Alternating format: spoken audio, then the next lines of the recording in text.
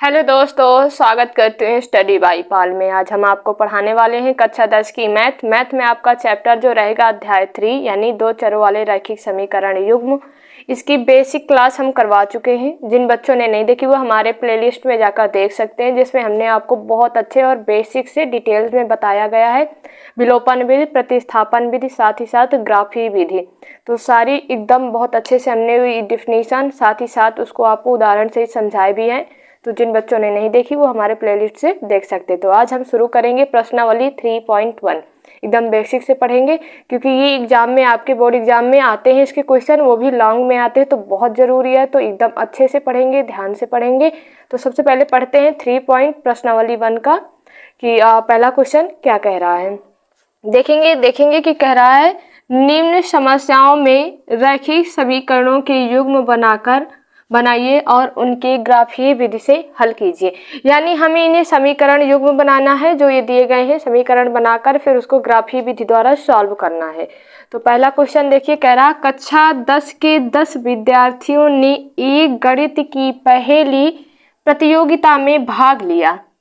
यदि लड़कियों की संख्या लड़कों की संख्या से 4 अधिक है तो प्रतियोगिता में भाग लिए लड़के और लड़कियों की संख्या ज्ञात कीजिए। ये हमें सवाल दिया गया है। इसमें पहले हम समीकरण निकालेंगे, उसके बाद x और y के मान ज्ञात करके फिर ग्राफीय विधि से हम इसे सॉल्व करेंगे।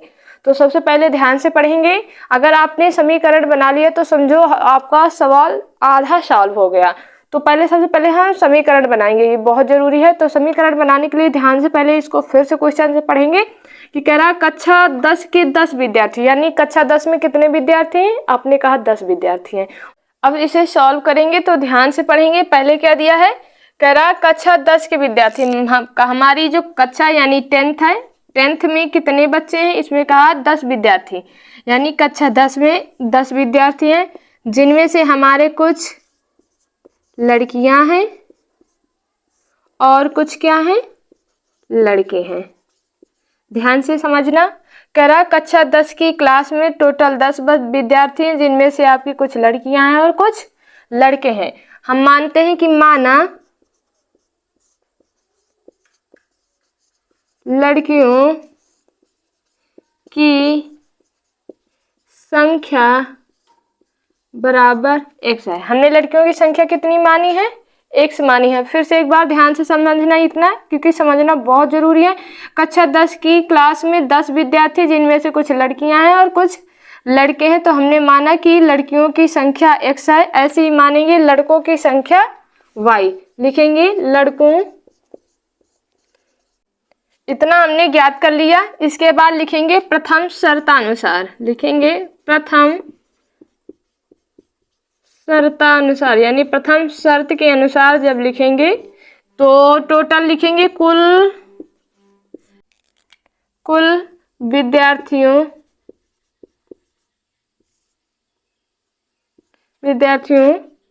की संख्या। कुल कितने विद्यार्थी हैं? आपने कहा कुल 10 विद्यार्थी है। तो इससे समीकरण बनाएंगे। ये लड़कियों की संख्या यानी लड़के और लड़कियों की संख्या, तभी तो हो गए कुल विद्यार्थी। तो ये आपका पहला समीकरण बन के आया। कैसे बनाएं? प्रथम शर्त के अनुसार की कह रहा है कक्षा 10 के 10 विद्यार्थियों ने एक गणित की पहेली में प्रतियोगिता में भाग लिया। तो हमने x लड़कियों की संख्या y लड़कों की संख्या माना, दोनों को हम जब जोड़ेंगे तभी तो टोटल 10 होंगी। तो ये हमारी पहली समीकरण हमने बना ली। ऐसे हम दूसरी समीकरण बनाएंगे। तो लिखेंगे दूसरी शर्तानुसार, यानी दूसरी शर्त के अनुसार जब हम दूसरी बनाएंगे तो अब दूसरी यहाँ से पढ़ेंगे। यदि लड़कियों की संख्या लड़कों की संख्या से 4 अधिक है। हमने माना था लड़कियों की संख्या लड़कों यानी y की संख्या से 4 अधिक है। हमने 4 अधिक कर दिया। देखो फिर से ध्यान से पढ़ना। कह रहा लड़कियों की संख्या, हमने लड़कियों की संख्या को क्या माना है? x माना है। लड़कों की संख्या से 4 अधिक, यानी लड़कों की संख्या से हमने 4 अधिक कर दिया। अब इसको y को इधर लेके आएंगे तो x और ये y इधर आएगा तो माइनस के y बराबर 4, यानी दूसरा समीकरण हमारा ये निकल के आया। इतना आपको समझ में आ गया। इसके बाद फिर से करते हैं, इधर लिखेंगे समीकरण 1 से। जब हमारे समीकरण आ गए हैं, अब इसके हम मान निकालेंगे। तो समीकरण 1 आपका क्या है, x प्लस का y बराबर 10। अब इसमें हम बॉक्स बना के वैसे करेंगे। हमने ये बॉक्स बना लिया, सिंपल समीकरण है इसलिए हम बॉक्स बना रहे हैं। ये x हो गया हमारा, ये y हो गया। अब हम यहाँ रखेंगे x बराबर 7 रखने पर रखेंगे x बराबर, जब हम 7 रखेंगे तो यहाँ 7 हो जाएगा प्लस y बराबर 10, और y बराबर आएगा 10 माइनस के 7। तो y बराबर कितना आया आपका, आएगा 3। देखो ध्यान से, आपको जो भी x का मान रखना है वो आप ऐसे रखो ताकि पूरा जो मान x y के निकल के आए वो पूर्णांक निकल के आए, ताकि आपको सॉल्व करने में कोई दिक्कत ना हो। आप कुछ भी मान सकते हैं, लेकिन आपका जो ग्राफ में जो आंसर आएगा वो आपका सेम आएगा। तो जैसे मैंने x बराबर 7 माना है, तो x की जगह हमने 7 रखा, y और 10, y 7 को उधर भेजेंगे तो y का मान जो निकल के आए वो 3, यानी x बराबर जब हम 7 रखेंगे तो y का मान हमारा आएगा 3। इतना समझ में आया। इसके बाद अब द्वितीय बिंदु फिर से इसी में करेंगे। इस बार हम y बराबर 0 रखेंगे, यानी y बराबर 0 रखेंगे तो x हमारा क्या आएगा, ये आएगा हमारा 10। कैसे, x की जगह हम x ही रखेंगे, y की जगह हम क्या रखेंगे 0 बराबर 10, तो x बराबर 10 आया। तो यानी y का मान जब हम 0 रखेंगे तो x का मान हमारा आया 10। ये रहे हमारे मान ज्ञात हो गए समीकरण 1 से। इसको हमने मान लिया जैसे p बिंदु, इसको मान लिया हमने q बिंदु। इतना आपको समझ में आ गया। जैसे हमने समीकरण 1 से x और y की वैल्यू निकाले हैं, वैसे हमें समीकरण 2 से भी निकालनी है। तो लिखेंगे समीकरण 2 से, समीकरण 2 से। समीकरण दूसरा क्या दिया है, x माइनस के y बराबर 4, इतना दिया है। इसमें भी रखेंगे मान रखने से। तो जैसे मैंने रखा कि x बराबर आपका 7 रखने पर, x बराबर जब मैंने 7 रखा, x की जगह 7 हो जाएगा माइनस के y बराबर 4, y बराबर ये माइनस का उधर जाएगा, ये माइनस का 7, तो माइनस का y बराबर माइनस का 3 आएगा, 3 से माइनस कट जाएगा, y बराबर कितना आया 3। यानी x बराबर, हम इसको भी दूसरा ऐसे करके बना लेते हैं बॉक्स। ये हमारा x हो गया, ये हमारा y हो गया। x बराबर मैंने कितना माना, 7 माना है, तो y का मान भी कितना आया निकल के, 3 आया निकल के। इतना समझ में आया। ऐसे ही हम दूसरी बिंदु भी निकालेंगे। अगर मैं y बराबर 0 रखती हूँ तो हमारा क्या आता है, मैं रखूंगी y बराबर 0 रखने पर, तो x हमारा क्या आएगा, माइनस का 0 बराबर 4, x बराबर कितना आएगा 4 आएगा। तो y बराबर अगर मैं 0 रखती हूँ तो x हमारा 4 आता है। इतना आपको आ जाना चाहिए। इतना निकालने के बाद अब हम इसको समीकरण यानी ग्राफ विधि में सॉल्व करेंगे। इसको हम मान लेते हैं हमारा बिंदु R हो गया, और इसको मान लेते हैं S। अब हम बनाएंगे क्या, ग्राफ। जैसे मैंने ये ग्राफ बनाया, ये हमारी y अक्ष की रेखा हो गई और ये हमारी x अक्ष की रेखा हो गई। यहाँ से हम इधर ये हमारा x और इधर हमारा y, ये माइनस का y और ये माइनस का x। इधर काउंटिंग करेंगे, कहाँ तक जाएंगे, x 10 तक जाएंगे। 1 2 3 4 5 6 7 8 9 10।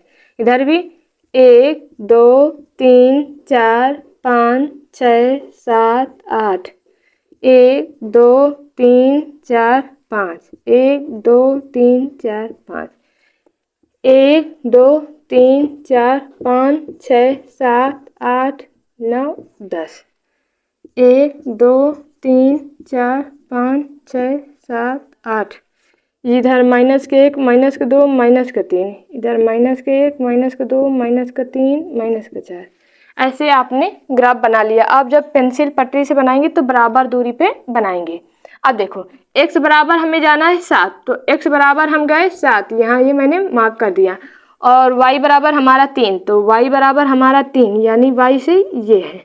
इन दोनों को हम मिलाएंगे, यानी यहाँ कहीं पॉइंट आएगा, यहाँ से 7 और यहाँ से 3, यहाँ पॉइंट आ गया, ये हमारा आ गया। फिर x बराबर 10 जाना है हमें और y बराबर 0, यानी जो पहली रेखा हमारी बनेगी वो ऐसे आपको काटती हुई ऐसी बनेगी। तो ये हमारी कौन सी है, x प्लस वाई बराबर 10, और ये हमारा जो पॉइंट आया है x बराबर 7 और 3, तो ये हमारी PQ है, P।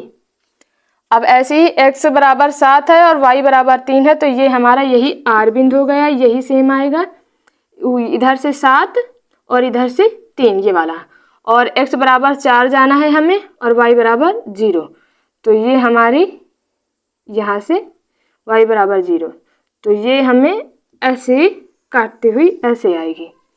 तो यहाँ जो हमारा ये बिंदु काट रहा है ये प्रतिच्छेदित बिंदु है, ये हमारी हो गई x माइनस वाई बराबर 4 समीकरण, ये हमारी है प्रतिच्छेदित बिंदु जो ये प्रतिच्छेदित कर रही है। देखो सेम एक्स वाई का अगर दोनों में सेम आंसर आ रहा है, यानी 7 3 दोनों का अगर हमारा सेम उभयनिष्ठ हो, वही हमारा आंसर होता है। तो हम इधर लिख सकते हैं जो x बराबर है, या x बराबर हमारा कितना है 7 और y बराबर कितना है आपका 3, यानी x लड़कियों की संख्या कितनी निकल के आई, x हमने लड़कियों की संख्या मानी थी, माना लड़कियों की संख्या x, यानी लड़कियों की संख्या निकल के कितनी आई 7, और लड़कों की संख्या कितनी निकल के आई 3। आप क्वेश्चन से भी देख सकते हैं, कह रहा है कि जो लड़कियों की संख्या है वह लड़कों की संख्या से 4 अधिक है। लड़कों की संख्या कितनी है 3 से कितनी लड़कियों की संख्या अधिक है, तो 4 अधिक है, यहाँ से निकल के आया, ये आपका आंसर है। ऐसे आपको याद करना है।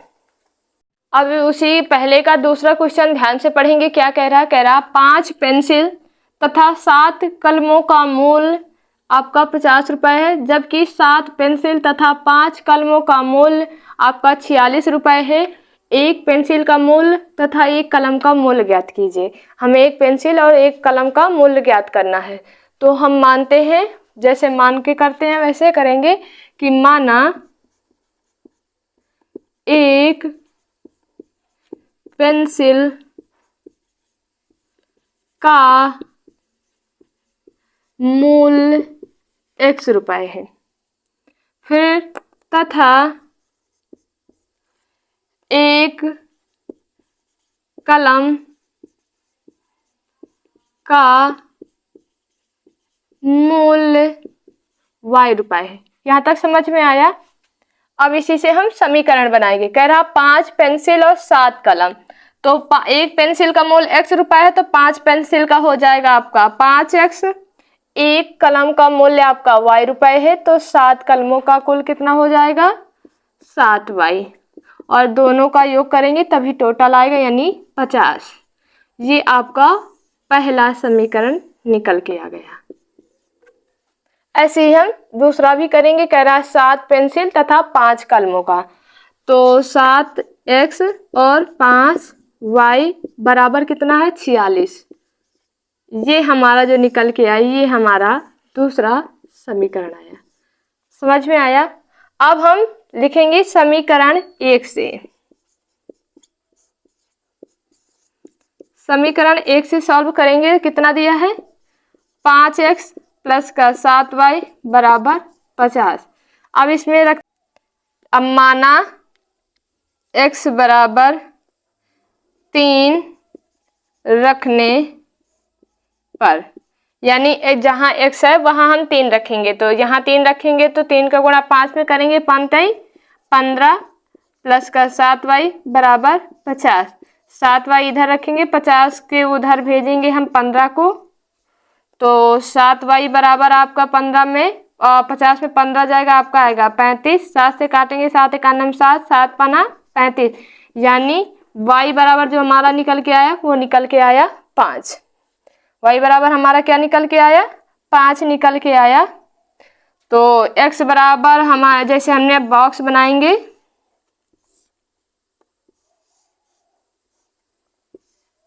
ये x है, ये y, x बराबर 3 रखेंगे तो y बराबर हमारा 5 आ गया।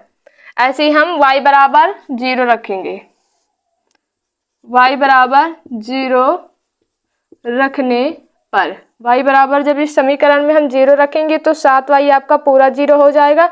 तो बचेगा क्या, 5x बराबर 50, 5 का नाम 5 पंदा हम 50, यानी x बराबर कितना आया 10।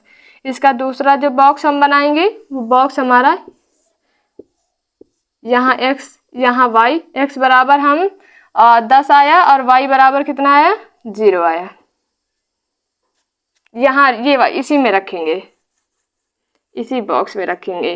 y बराबर 0, x बराबर हमारा 10 आया। ये हो गया आपका पहला समीकरण।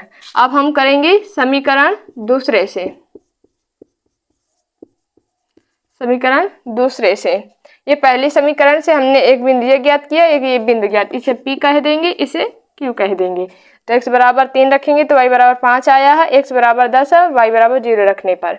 अब समीकरण दूसरा हमारा क्या दिया है, 7x प्लस का 5y बराबर 46, ये दिया है दूसरा समीकरण। इसमें भी हम x बराबर 3 रखेंगे, x बराबर 3 रखने पर, x बराबर हम 3 रखेंगे तो ये कितना आएगा 17 21 प्लस 5y बराबर 46, 5y बराबर 46 माइनस के 21, तो 5y बराबर आपका आएगा 25, 5 का नाम 5 5 50 25, यानी y बराबर कितना निकल के आया हमारा 5, यानी x बराबर 3 रखने पर y बराबर हमारा 5 निकल के आया। ऐसे ही हम दूसरा जब ज्ञात करेंगे तो y बराबर हम माइनस के 2 रखने पर, y बराबर माइनस का 2 रखेंगे तो आएगा आपका, जब हम y बराबर इसमें रखेंगे तो 7x वैसे रहेगा, प्लस का 5 गुणे माइनस का 2 बराबर 46, 7x 5 दुनाई यानी माइनस का 10 बराबर 46, तो 7x बराबर 46 प्लस का 10 उधर जाएगा, इधर का माइनस उधर जाएगा प्लस में, तो 7x बराबर आएगा आपका 56, तो 7 का नाम 7 7 8 56, x बराबर कितना निकल के आया 8, y बराबर 0। तो इसका जैसे हम बनाएंगे इस तरह, ये x हो गया, ये y हो गया। x बराबर हमने कितना रखा 3 रखा, तो y का मान हमें 5 प्राप्त हुआ, और y बराबर हमने माइनस का 2 रखा तो x हमारा 8 प्राप्त हुआ। इतना आपको समझ में आया। अब हम बनाएंगे ग्राफ। ग्राफ बनाते हैं।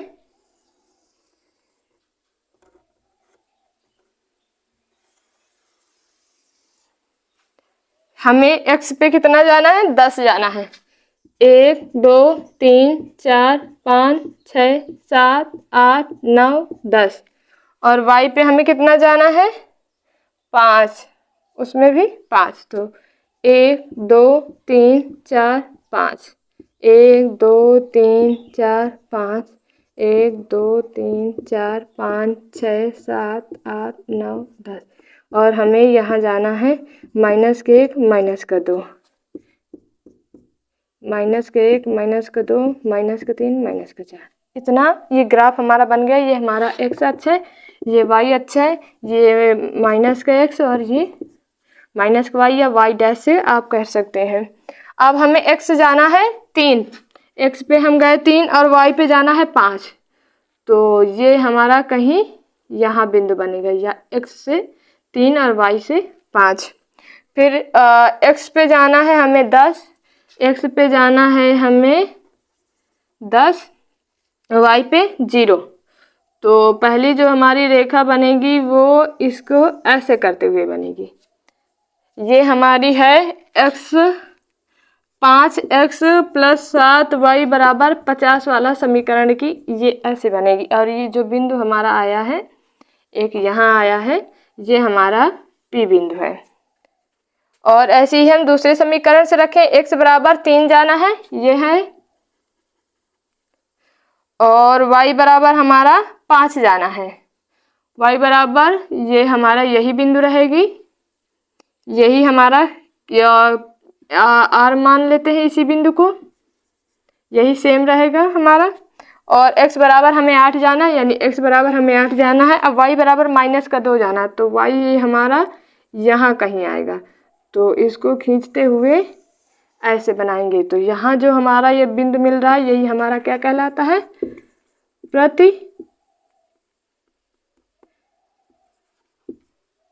प्रतिच्छेदित बिंदु, यही हमारी प्रतिच्छेदित बिंदु है और यही आंसर है। क्यों? क्योंकि दोनों का ये जो उभयनिष्ठ बिंदु है 3 और 5। तो हमारा जो एक कलम का पेंसिल का मूल्य हमने कितना माना था? x का मान हमारा कितना निकल के आया? x बराबर 3 और y बराबर 5, यानी जो पेंसिल का मूल्य है वो हमारा 3 रुपये है एक पेंसिल का, और जो एक कलम का मूल्य है वो 5 रुपये है। यही हमारा आंसर है। आप लिख सकते हैं कि एक कलम का मूल्य बराबर 3 रुपये और एक पेंसिल का मूल्य आपका 3 रुपये और एक कलम का मूल्य आपका 5 रुपये, ऐसे आपको लिखना है। ये आपका ग्राफ है। अब हम करेंगे दूसरा क्वेश्चन, तो ध्यान से पढ़ेंगे। क्या कह रहा है? कह रहा अनुपातों A1/A2, B1/B2 और C1/C2 की तुलना कर ज्ञात कीजिए कि निम्न समीकरण युग्म द्वारा निरूपित रेखाएं एक बिंदु पर प्रतिच्छेद करती हैं, समांतर हैं अथवा समपाती हैं। तो ये हमारा पहला क्वेश्चन है। दिया है 5x माइनस का 4y प्लस का 8 बराबर 0। दूसरा है 7x प्लस का 6y माइनस के 9 बराबर 0। ये हमने आपको बेसिक में बताया था कि A1/A2 बराबर अगर है B1/B2, अगर ये दोनों बराबर नहीं है तो ये पक्का जो इसकी जो रेखाएं होंगी वो एक दूसरे को कहीं ना कहीं प्रतिच्छेदित करेंगी यानी काटेंगी। तो इसको हम देखते हैं कैसे करेंगे। तो हम डायरेक्ट कर रहे हैं। ये हमने बताया था x का गुणांक A1 और y का गुणांक हमारा B1 और जो ये अचर पद बचता है ये हमारा C1 है। तो हम इसको डायरेक्ट लिखेंगे। तो A1 बराबर हमारा A1/A2 जो हमारा आएगा 5/7। ऐसे ही हमारा B1/B2 जो आएगा B1 यानी y का गुणांक कितना है? माइनस का 4/6। तो 2 दूनी 4 और 2 तिहाई 6 यानी माइनस का 2/3। तो हम देखेंगे A1 और A2 कितना है? 5 और 7। तो B1 B2 कितना निकल के आया? 2 और 3। ये दोनों सेम नहीं है तो लिख सकते हैं अतः A1 A2 बराबर नहीं है B1 B2 के। तो जब ये नहीं दोनों बराबर नहीं होंगे तो अतः लिखेंगे अतः रेखाएं एक बिंदु पर प्रतिच्छेदित होंगी। और इसका एक हल होगा। हल इसका कितना होगा? हल 1 होगा। जब हल 1 होगा तो ये कैसा समीकरण है? ये संगत समीकरण है। आपको ऐसे लिखना है। अब ऐसे ही देखेंगे दूसरा क्वेश्चन। देखते हैं दूसरा क्वेश्चन दिया है आपका 9x प्लस का 3y प्लस का 12 बराबर 0 और दूसरा दिया 18x प्लस 6y प्लस 24 बराबर 0। इसको रखेंगे A1/A2 बराबर लिखेंगे 9 आपका 18। तो 9 का 9 दूनी 18 यानी A1 A2 हमारा निकल के आया 1/2। ऐसे B1 B2 निकालेंगे। B1 B2 हमारा कितना आया? 3 और 6। तो 3 का 3, 3 दूनाई 6। देखो जब हमारा A1 और A2 B1 B2 दोनों सेम आए तभी हम C1 C2 निकालेंगे। तो अब दोनों का सेम 1/2 आया तो हम C1 C2 भी निकालेंगे। तो C1 C2 बराबर हमारा आएगा 12/24। तो 12 का 12, 12 दूनाई 24। जब हमारा A1/A2 बराबर है B1/B2 बराबर है C1/C2 के, तो हम लिखेंगे कि ये जो होगी ये समपाती रेखा होगी। कैसी रेखा होगी? अतः ये रेखा समपाती रेखा होगी। समझ में आया? दूसरे इसके अनेक हल होंगे। क्यों? क्योंकि ये समपाती है इसलिए इसके अनेक हल होंगे। साथ ही जब अनेक हल होंगे या एक हल होगा तो वो कैसा समीकरण होता है? वो संगत समीकरण होता है। संगत समीकरण होगा। ये आपके पहले और दूसरे क्वेश्चन है। एक क्वेश्चन और है तीसरा, उसको भी करवाते हैं। ये हमारा तीसरा क्वेश्चन है। दिया है 6x माइनस 3y और प्लस आपका 10 बराबर 0। दूसरा दिया है 2x माइनस का y प्लस का 9 बराबर 0। इसमें भी A1 A2 B1 B2 और C1 C2 के मान ज्ञात करेंगे। तो मैं लिखती हूँ A1/A2 हमारा है 6 और ये है 2। तो 2 का 2, 2 तिहाई 6। A1 A2 कितना निकल के आया? 3। ऐसे हम b1 बटे b2 निकालेंगे तो आएगा आपका 3 और ये माइनस का 3 माइनस का 1, क्योंकि कोई y का गुणांक कोई मतलब अच्छा अंक नहीं दिया गया तो हम 1 मानते हैं और ये माइनस माइनस कर जाएगा तो ये क्या आएगा हमारा 3। अब हम c1 बटे c2 निकालेंगे तो c1 हमारा है 10 और c2 है हमारा 9। ये दोनों तो सेम आ रहे हैं, यानी a1 और a2 b1 b2 हमारा सेम आ रहा है, तो लिखेंगे अतः a1 बटे a2 बराबर है b1 बटे b2 बराबर नहीं है c1 बटे c2 के। जब ऐसी कंडीशन आती है तो कैसी रेखाएं बनती हैं? समांतर रेखाएं, समांतर रेखाएं होंगी। और जब समांतर रेखाएं होंगी तो इसके कोई हल नहीं होगा, लिखेंगे कोई हल नहीं। जब कोई हल नहीं होगा तो कैसा समीकरण होगा? असंगत समीकरण होगा। ये रहा आपका तीसरे का आंसर। तो आज की वीडियो में हमने आपको बेसिक से जो इम्पोर्टेंट है आपके एग्जाम के हिसाब से वो हमने आपको सवाल ये प्रश्नावली 3 पॉइंट आपको करवाया है। तो अगर कोई भी डाउट या कन्फ्यूजन है तो आप हमें कमेंट बॉक्स में कमेंट करके बता सकते हैं। तो मिलते हैं नेक्स्ट वीडियो में, तब तक के लिए पढ़ते रहें, मुस्कुराते रहें। धन्यवाद क्लास।